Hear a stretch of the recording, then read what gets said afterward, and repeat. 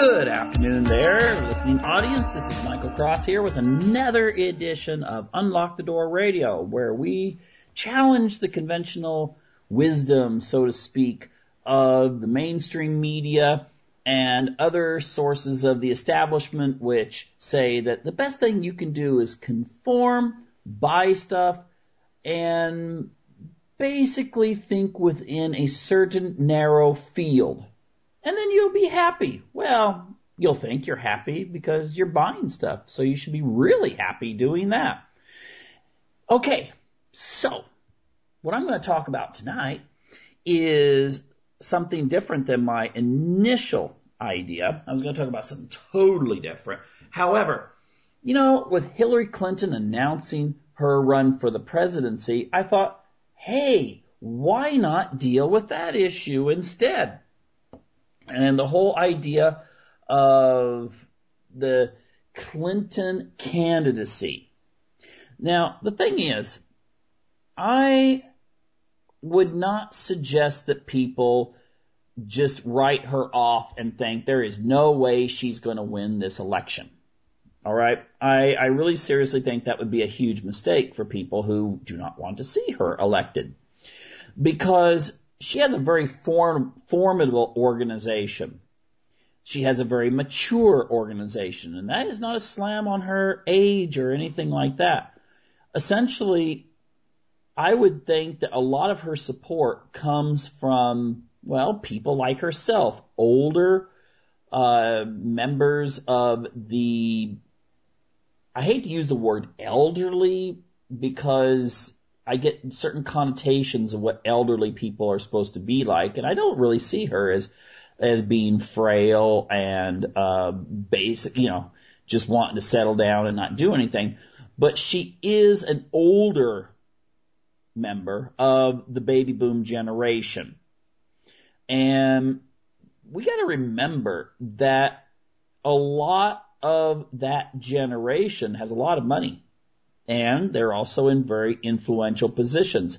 They are basically, I would say, the most powerful generation because the generation that preceded them, the people that fought in World War II, they are quickly disappearing. And I think in just a few years, it'll be very rare to have any, for instance, World War II veterans. But their children, the early generation, the early baby boomers, they are a very powerful force. And so I wouldn't discount them. Plus they vote a lot. So, don't think that Hillary's age is going to be a negative about her. But there are some aspects that can be turned around. And I'm going to get into those because basically what I want to do is just analyze the election. I'm not going to sit here and bash Hillary. But I am going to point out a lot of inconsistencies with her stands and what people think she stands for. Because what you believe in and what you really do are two different things. And what's a third thing to consider in that whole equation is what people think you think and are doing can be a totally different thing. I remember there was all those videos on YouTube where people had gone out and interviewed people at Obama rallies. And what they would do is they would twist it around. They would use, for instance, they would say, well, Mitt Romney supports this, whereas Barack Obama supports that. And what they were doing was they were intentionally turning it around. They were saying that they were taking Romney stands and saying those were Obama's, and Obama stands and saying those were Romney's. And all these Obama supporters would be just like, oh, yeah, that's what I totally support. I'm totally behind Obama on that and that and that. They totally agreed with Romney's stance, but they were supporting Obama because we have a mental image of who we want to elect. We have a mental image of what people are like and what they must support.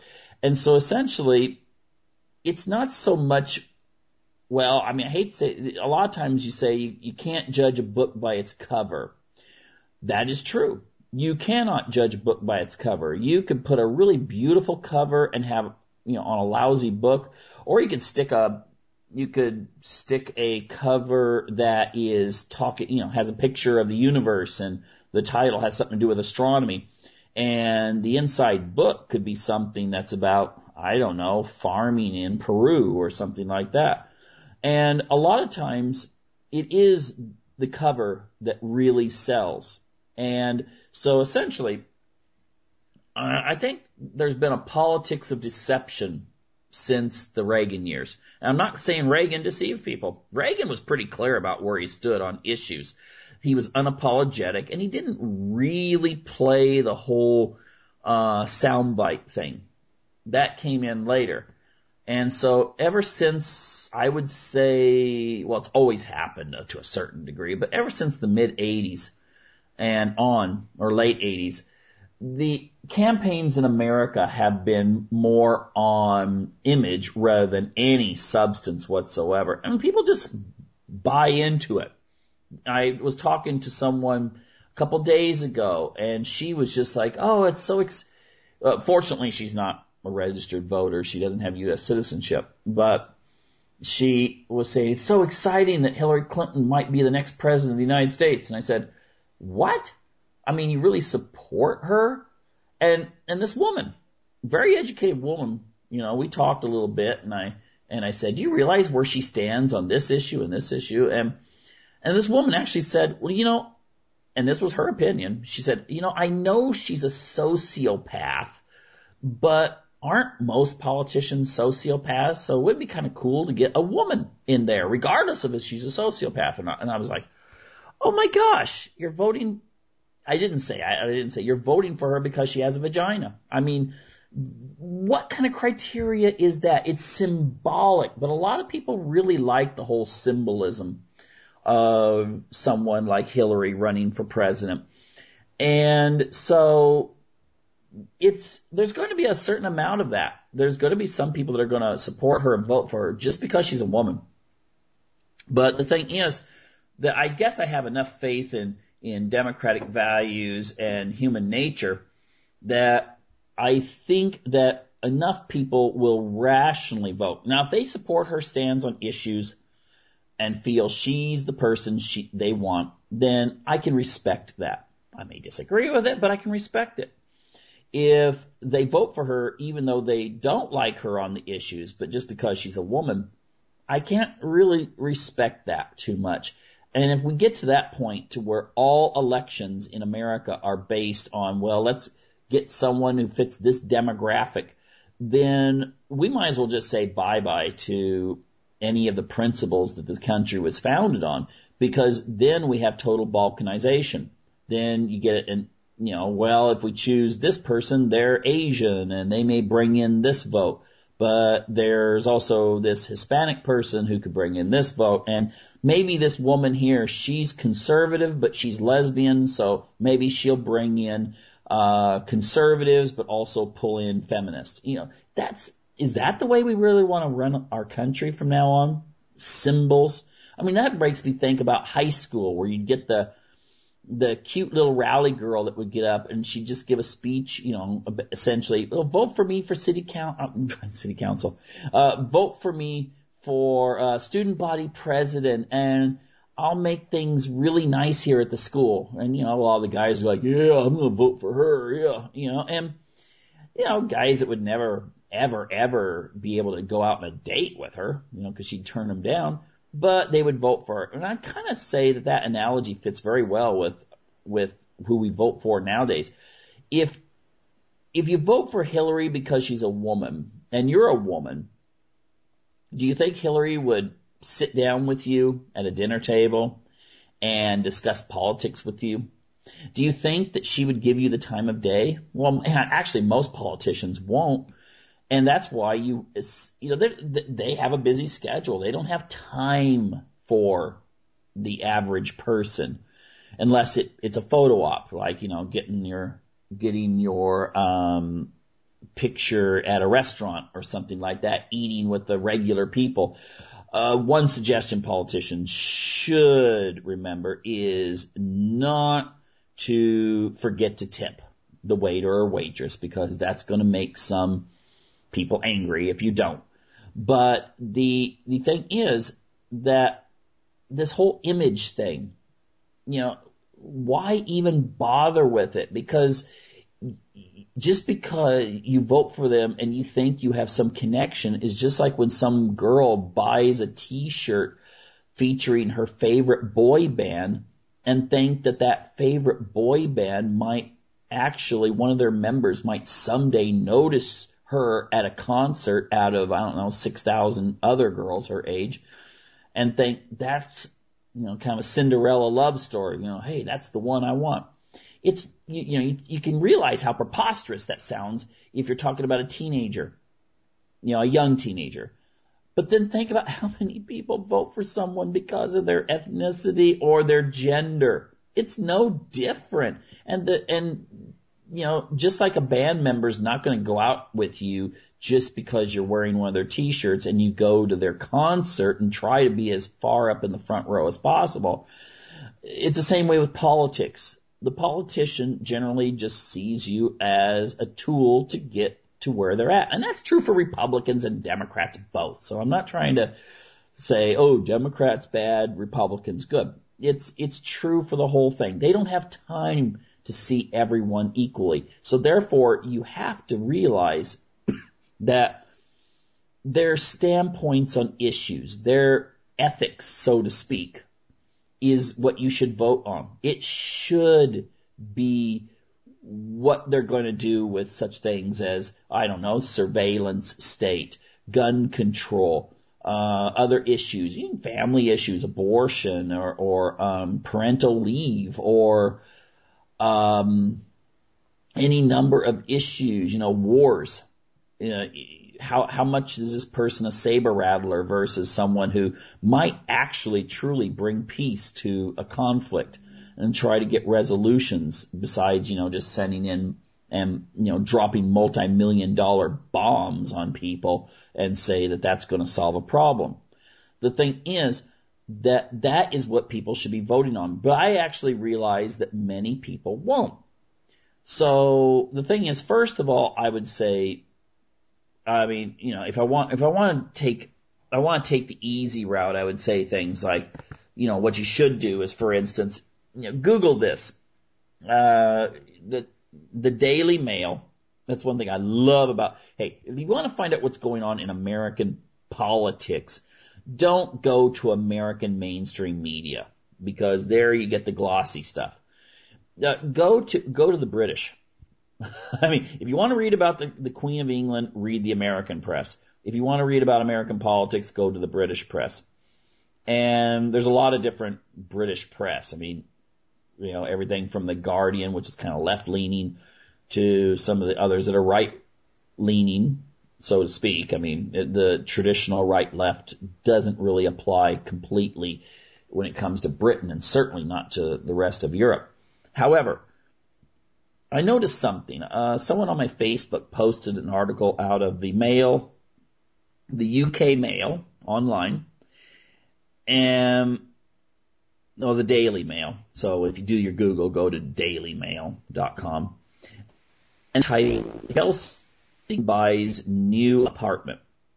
And what that will take you to is an article that is, it's not brand new, but it'll still come up. And it talks about, essentially the title here is Chelsea Clinton buys new $10.5 million apartment across the street from her husband's $4 million starter pad bought just before they got married. Hey, everyone needs that little apartment. Remember that, when you're maybe in a dorm room or something in college or living in someone's basement apartment or if nothing else, living in your mom and dad's room until you had enough money to kind of go out there and do something. I like how at least they put quotation marks around the $4 million starter pad.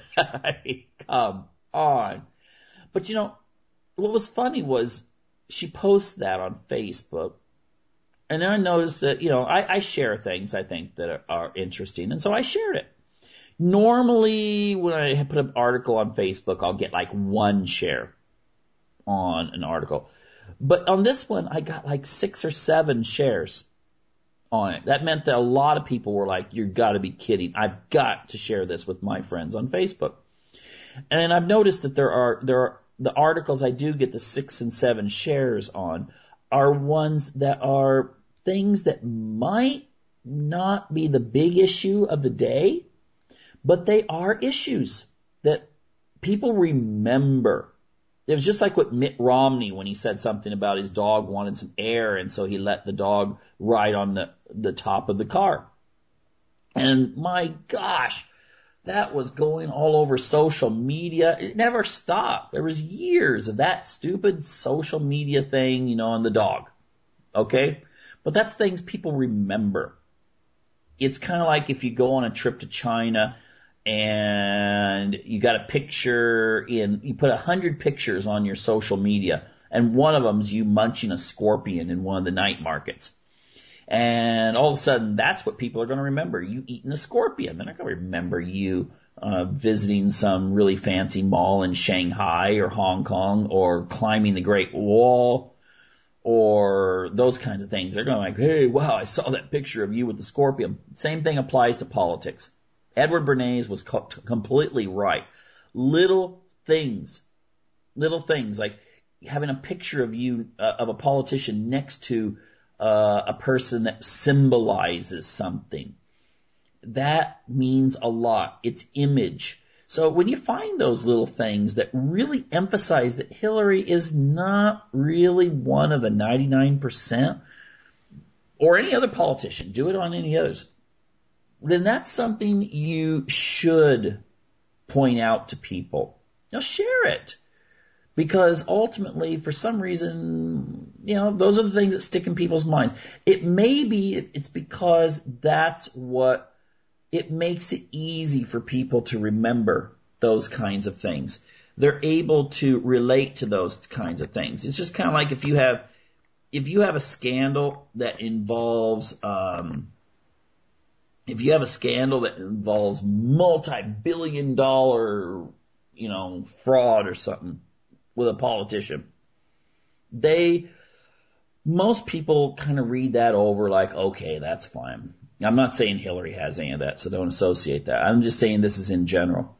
If you have something about a politician and they have something with fraud, that most people are just kind of like, all right, well, that's interesting, but they won't remember it. But then they see something about that same politician was involved with, I don't know, let's say it's a male politician and there's rumors that he's involved with a young man or a young woman. And all of a sudden it's like, whoa, everyone, as that Facebook meme often says, everyone loses their mind. And they remember that. That's what they take to the water cooler to talk about, along with if there's a really particularly gross scene in The Walking Dead or something like that. That's what they talk about when they get to work on Monday morning. And they don't talk about what do you think about the situation with that scandal that's involving Senator so-and-so about banking or whatever?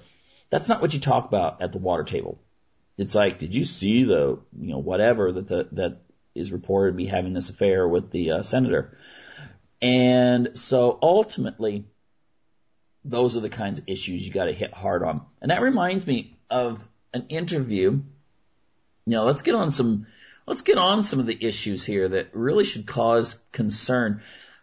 And this should cause concern more for people who call themselves liberals or progressives than it should even Republicans.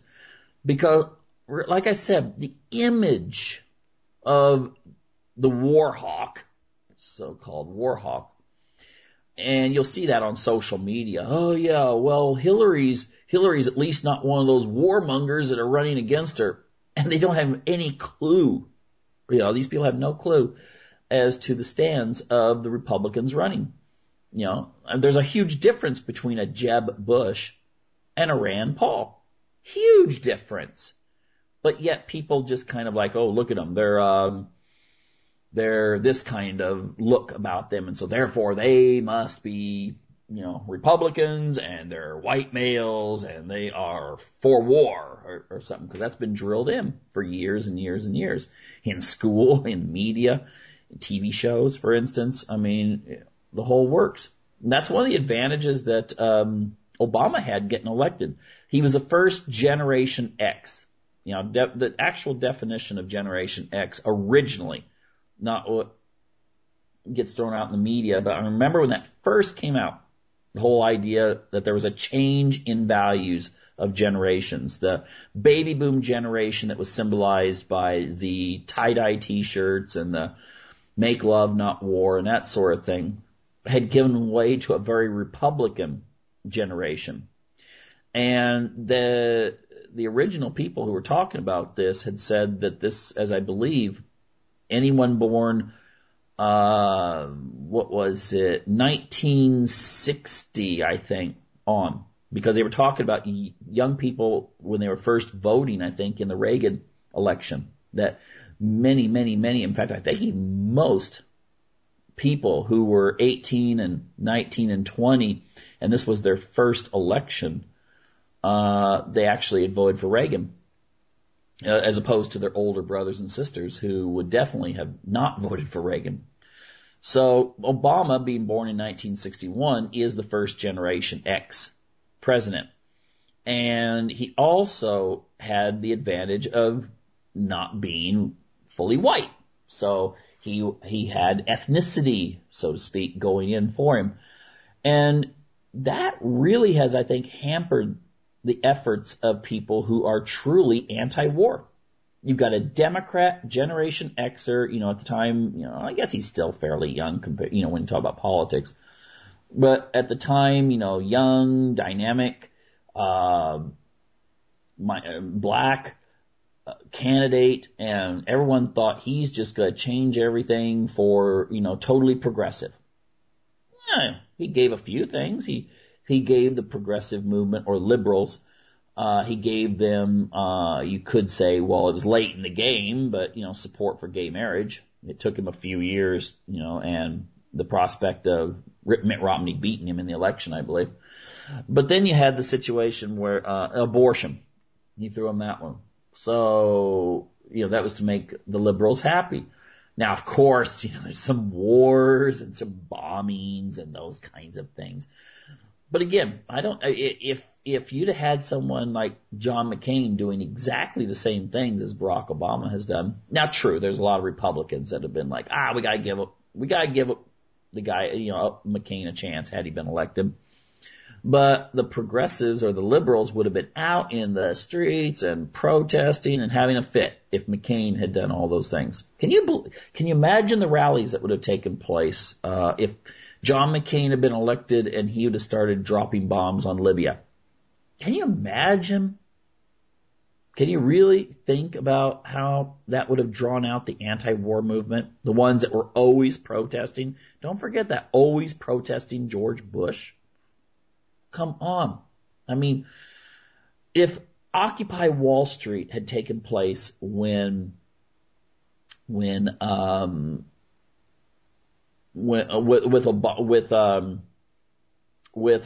McCain president, and I think that they would have wound up with, they probably would have multiplied their numbers by at least a factor of 10 in all their protests, because it would have been this symbol they were going at. I think there was a little bit of cognitive dissonance. Okay, Obama's president.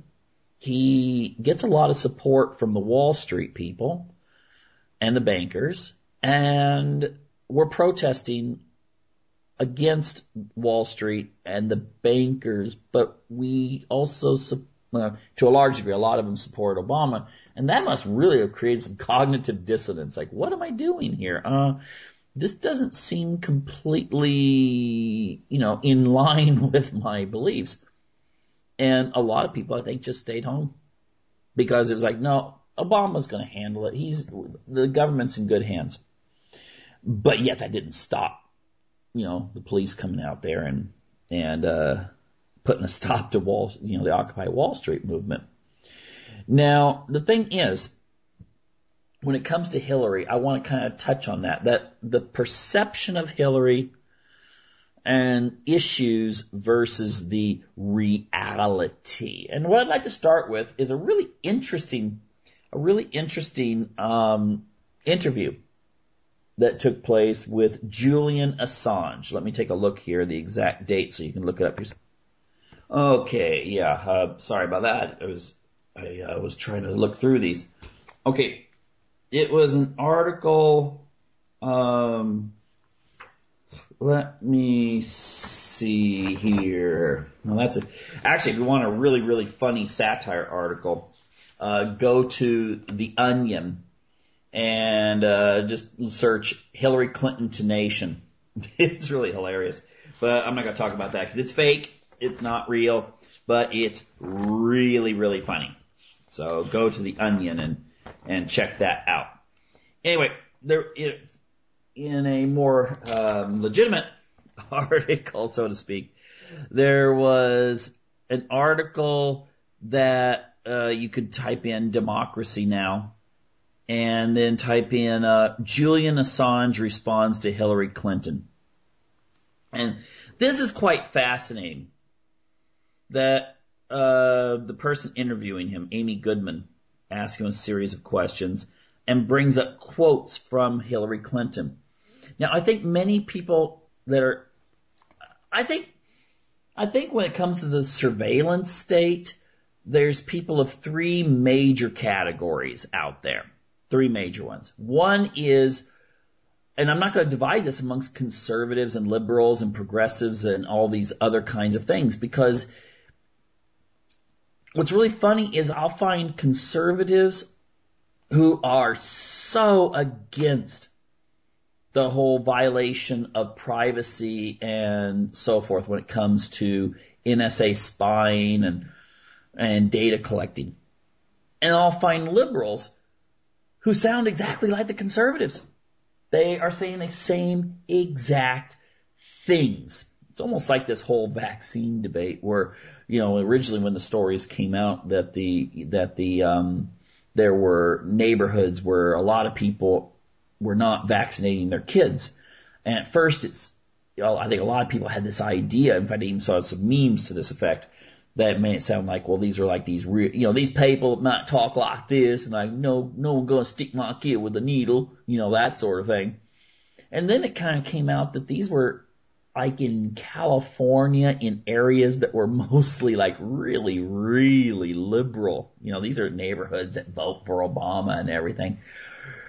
And these are the ones, so there's kind of more like the vegan type people, I only eat organic and never eat fast food type people that were not vaccinating their kids. But yet there's also, conservatives too. But ultimately, I'm sure that if you got a group of parents from both groups together, they'd be saying the same things. Whether right or not, they would be saying the same things. So there are the three groups you have in America. There's one who are totally opposed to this surveillance state. And then there's another group that's like, almost symbolized by the, if you don't love it, leave it, leave the, we need to protect ourselves from the, fill in the blank, whatever group, we got to make sure we're safe.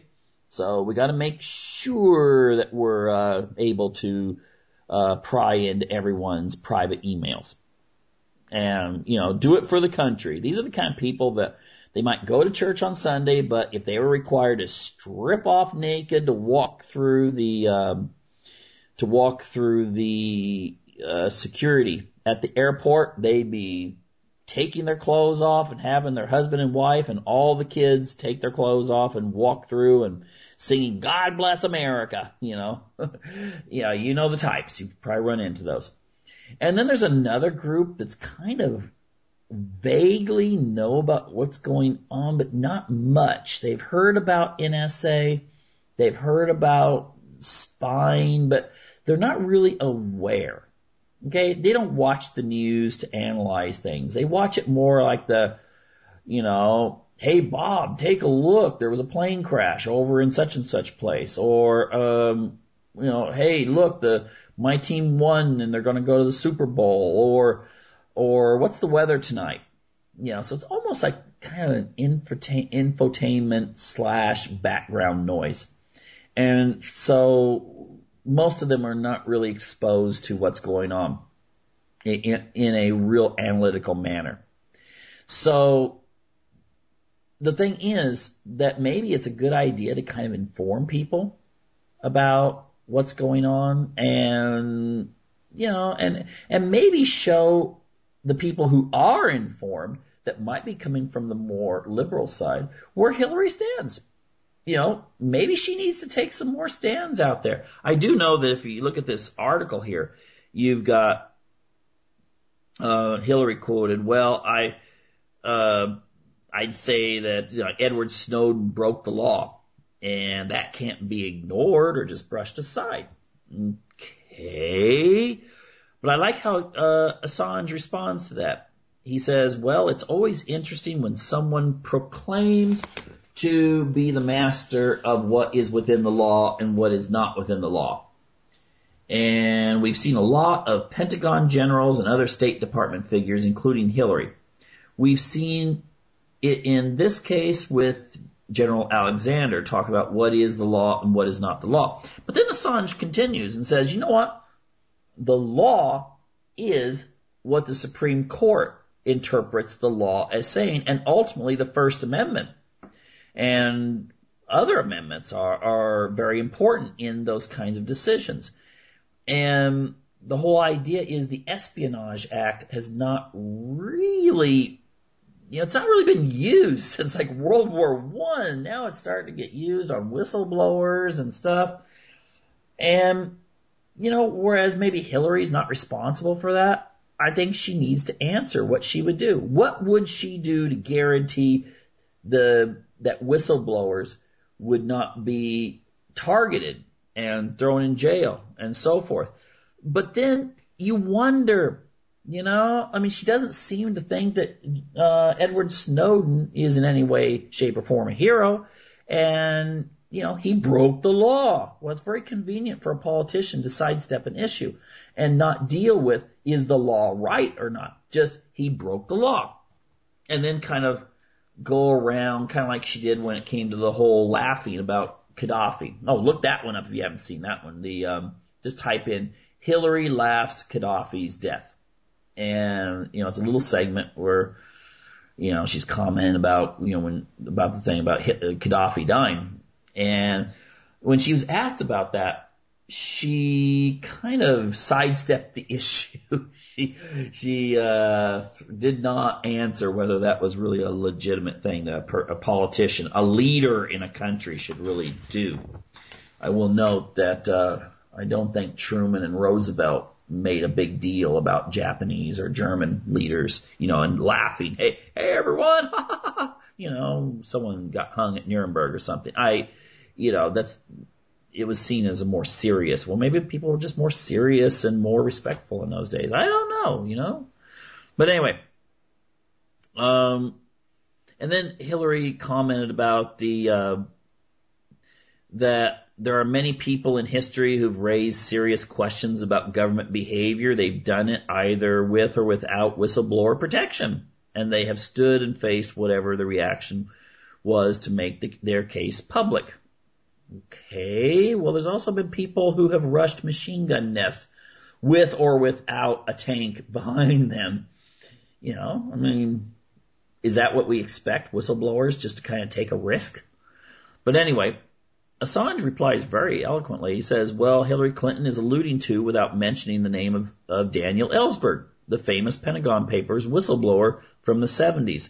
There's a reason she doesn't mention his name, because Daniel Ellsberg has come forward again and again this year and said that, in fact, that he couldn't do what he did in the 1970s today.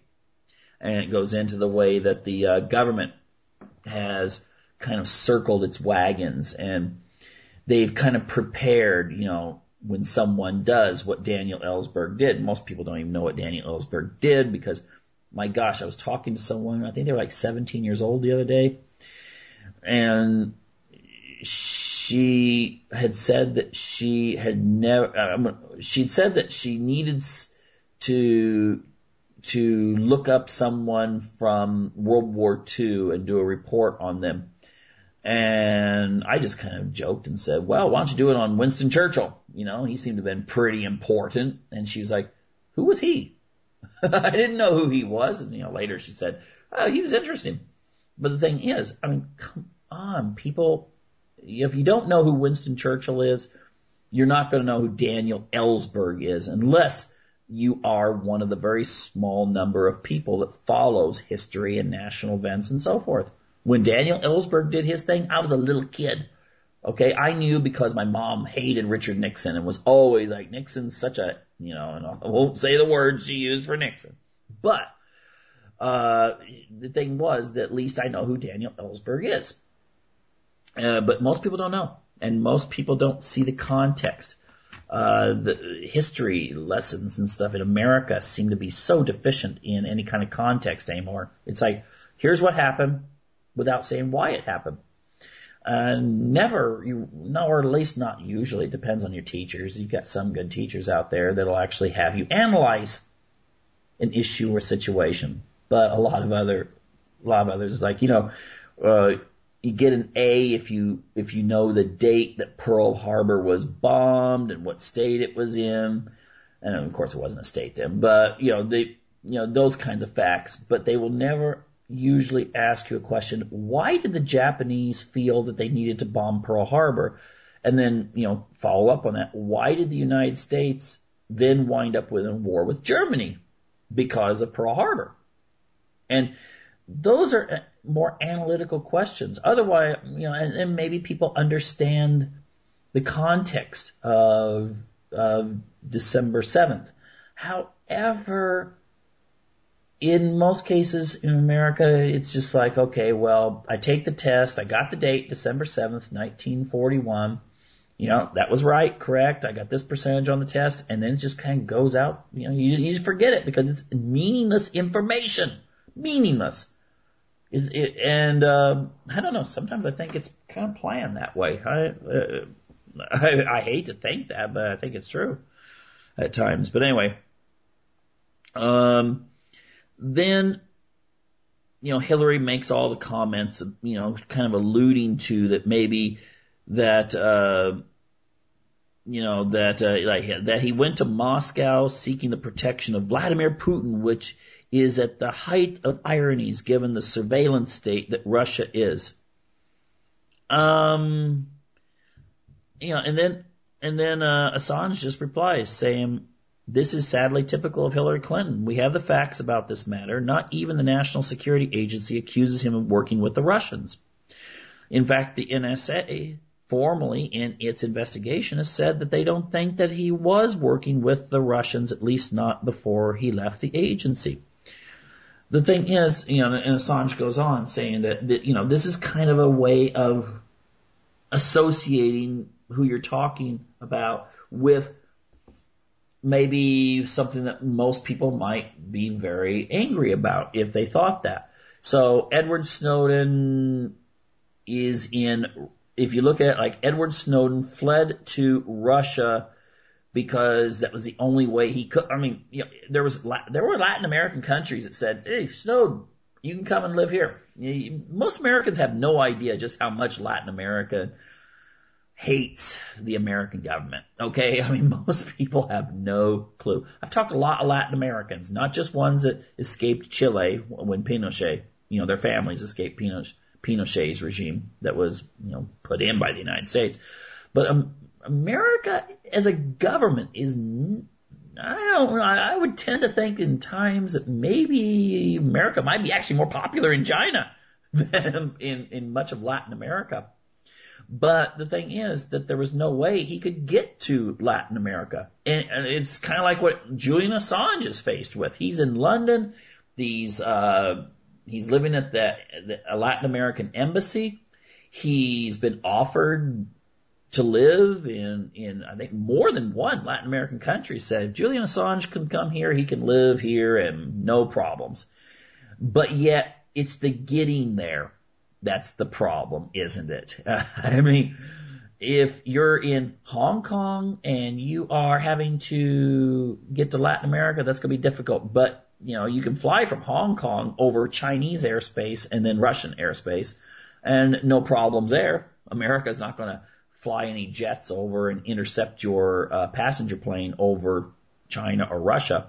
I think the Chinese or Russians would have something to say about that very quickly when they scrambled their jets. But the thing is that, Hillary, if this is an indication, look the article up. And then there's another, Assange goes on further when talking about the idea that the NSA, collects data from people from all over the world and that Hillary kind of sloughs that off, but then Julian Assange,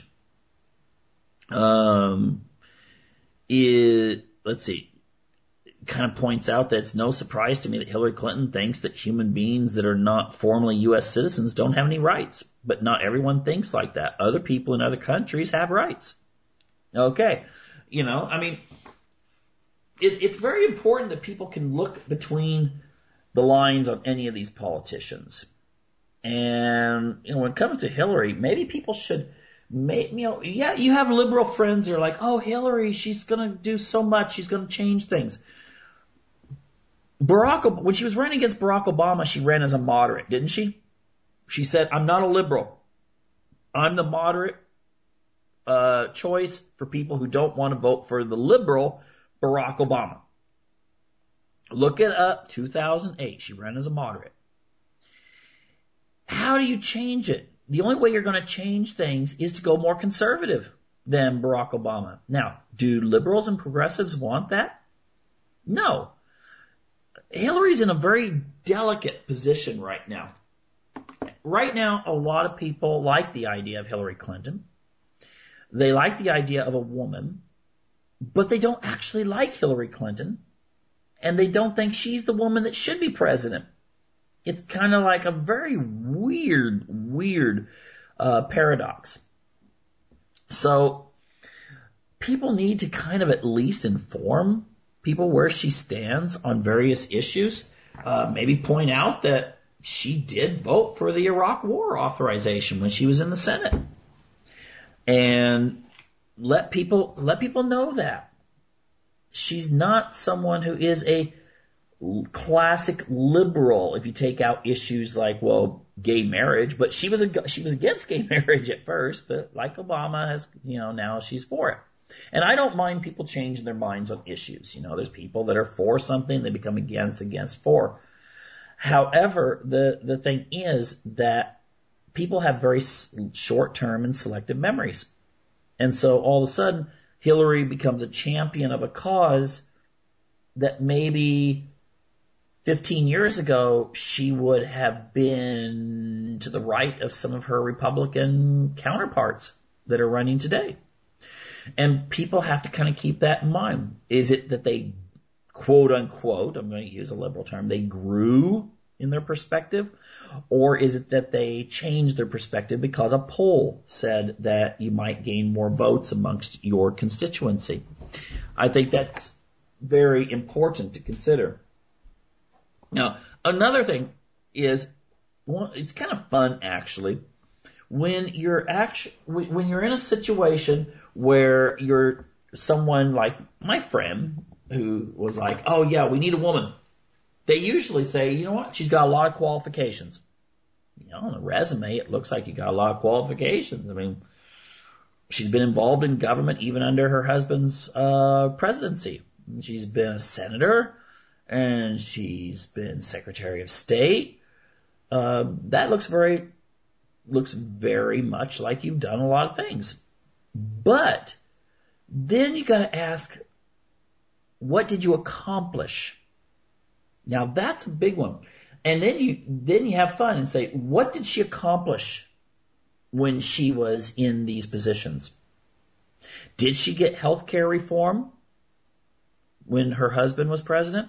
No, in fact, when she was out there complaining about, wanting to have a somewhat of a healthcare system similar, I guess, to Obamacare today, her popularity went down. And then when she kind of, backed off, then her popularity went up. It's kind of weird. When Hillary speaks out in public, her popularity decreases. And I think then that it's more like that image. Almost like when that North Korean leader, he died and they didn't tell the North Koreans for several years that he had died. But the thing is that if you want to make people start questioning, and I do have faith that most people would question if given the opportunity to, just say, what are the accomplishments? I mean, when I think of a Secretary of State, I think of someone who's kind of dynamic, like Condoleezza Rice. I mean, when she was out there, she spoke her mind, and when she was aggressive in getting things accomplished. You may agree or disagree with what she accomplished, but she was aggressive in doing it. When Henry Kissinger was out there doing his thing back in the 60s and 70s, of course he's done more now, but anyway, when he was Secretary of State, he did a lot. He was an individual in and of himself. And so that's probably why he got the Peace Prize and things like that, because he actually was seen as, he was listening to Richard Nixon, what Richard Nixon wanted, but then he was going out there and actually doing it. Now, Hillary Clinton, symbolic. I really can't think of a whole bunch of things she accomplished when she was Secretary of State, unless it was like, I don't know, urging a more military stand, maybe with Obama. I don't know. But it's hard to say who came up with what first. But, speaking of issues there, another thing you might type in is Hillary Clinton, Bosnia, and war hero. It's kind of funny. It's kind of one of those like Brian Williams things. She said she was under fire, and when she visited Bosnia during the 1990s. But if you see the news report, it's a totally different story. That's one of those funny things that I'm sure in the next year, those videos that are out there on YouTube are going to really go up in views. So anyway, then some other issues. Maybe she is a symbol. Maybe she's more like a spokeswoman instead of, an aggressive actual Secretary of State. So, that's something. But keep that in mind. You ask the average person, they're just going to look at you funny, like, oh, well, because they really think that she must have done something.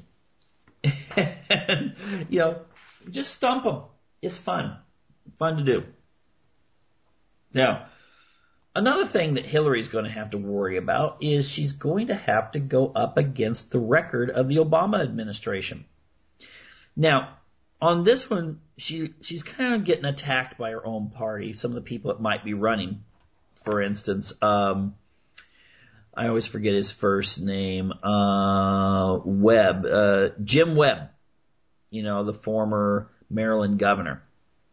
No, the former senator, Virginia. And when he was speaking, he brought up a really good point. And, I think it would be good to have some people in there that at least interject traditional Democratic stands, not the new Democratic stands that Bill Clinton, I always forget if Tony Blair copied that from the Clintons or the Clintons copied it from Tony Blair. I think it was Tony Blair copied it from. Well, anyway, when you say, yeah, I'm a Democrat, but then you have policies that are more corporate, support of big business and stuff like that. But I like what he says here, this Webb gentleman. He says, if you own, it's in an article in the National Journal. And, the Democratic case against Hillary Clinton. He said, if you own stocks, if you've got capital assets, you're probably doing pretty well, Webb said, noting that the stock market has almost tripled since April of 2009. But then Webb goes on saying that working people's wages have gone down since 2009. And that's a really good point. You can really lie with statistics. If if, for instance, you've got two people working for the same company, they're neighbors in the same neighborhood, and they're making, I don't know, $50,000 a year, and I fire one of the guys, and then the other guy, okay, so he goes on welfare, or unemployment, and then the other guy, I give him a little bit more of the other guy's job, responsibilities, but I raise his wages by $10,000 a year. The company saves $40,000. The stockholders are happy because you've increased the profit margin without actually affecting the productivity in the company. And statistically, while, maybe the neighbor guy, he's not going out there trying to find another job because he's discouraged. He's, let's say, 60 years old, and it's hard for him to go out there and find something else unless he's going to be driving a pizza truck. The thing is that in a lot of different factors, you can say that, everything's pretty good. The person that's working is making a little bit more money. The company and the stockholders are making a lot more money. And the other guy, since he's not going out there and trying to find work through the employment office or something, he's not even showing up as an unemployment statistic.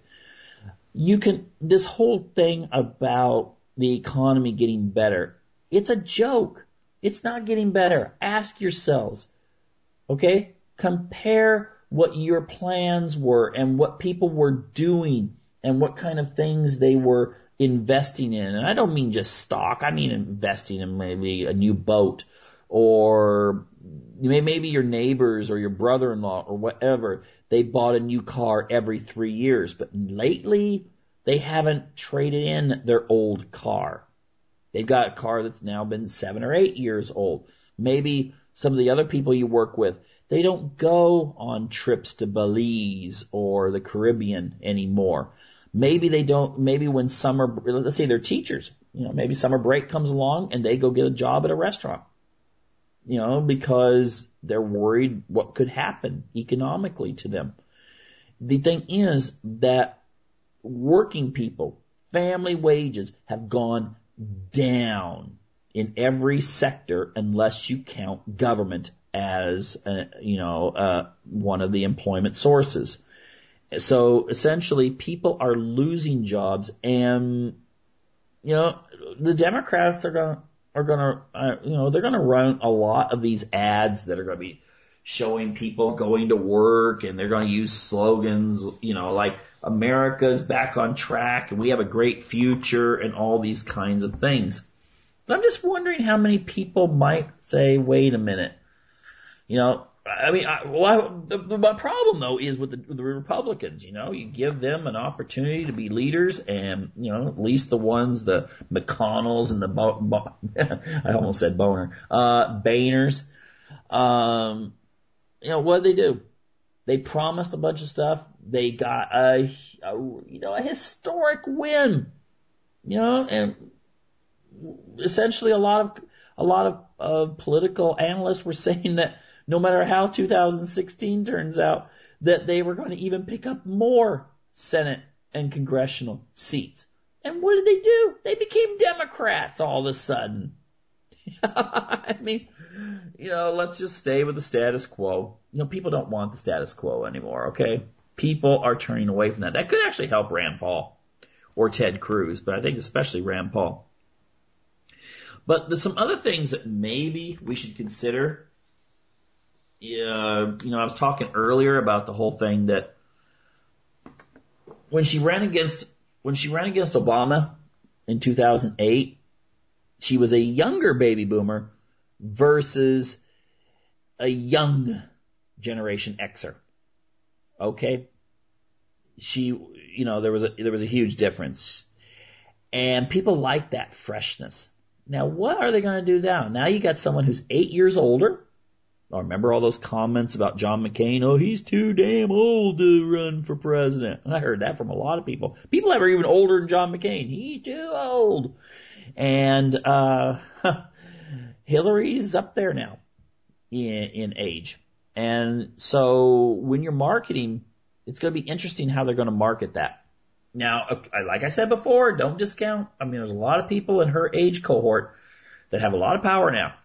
And interestingly enough, the Generation Xers, they are actually the generation that followed, people that graduated high school from 1977 to the early 90s would be the Generation Xers. They are, their voting pattern is really high for Republican. But the generation preceding, the baby boomers, make love, not war, that sort of thing, until of course they got elected and they wound up with the military in their hands. That's Hillary's generation. They go out and vote, and they do have the resources. So we could see what will happen. But ultimately, though, people like brands that are fresh. So maybe that's going to be a problem for Hillary. And also, what I would also think is when I've seen speeches, I saw the one, look at this one up, McGovern, this, not George McGovern, but I can't remember the first guy's name, CIA McGovern Hillary speech. And, Hillary's given this speech about the wonders of social media, democracy, and that sort of thing. And then this guy gets up as a protester. This elderly gentleman gets up as a protester. And the security goes after him really fast. And yet, Hillary doesn't miss a mark. She just keeps on speaking. It's like, I like to speak in front of audiences, but if something weird was going on in the audience, it would distract me for a moment. She just kind of keeps on mumbling, blah, blah, blah. Oh, that reminds me though, remember the Barack Obama ad that he did, that Hillary Clinton is Big Brother, and someone runs in and they throw a sledgehammer into the telescreen and breaks it, and she's just like going on, blah, blah, blah. That's an advantage for the Republicans. Because again, if people want freshness, they want new ideas because they're desperate. They want someone who is, exciting. Hillary's not it. Hillary's not exciting. Sorry. She's about as exciting as that first grade teacher that was just waiting to retire. She had one more year left with those kids, and she's just counting down the days. That's about as exciting as Hillary is. And, regardless of her policies, I'm just thinking from a marketing standpoint, I wouldn't want to be in charge of trying to spice her up. But I'm sure they'll find some way. But that could be a real advantage for the Republicans. But the thing is, what are the Republicans going to throw out at her? Jeb Bush? Well, no, maybe they should run as running mates. You could have that would be phenomenal. You could have a Clinton Bush ticket. That would be interesting. Jeb Bush maybe as vice president and Hillary as president. But if you do get a Ted Cruz or a Rand Paul, then you could see a situation where we really do have a true, clear choice. Now, I had a whole bunch of stuff here about Hillary Clinton and the financial industry. Looked that one up on Google. I didn't have time to go through it. I'm sure we'll have other shows where we can deal with that. But Hillary is not a shoo-in, but also she shouldn't be discounted. But do your research. Inform people out there. That's what democracy is all about, right? Letting people know, informing them. Hope you enjoyed this edition of Unlock the Door Radio, and I encourage you to check in again next Saturday when we have.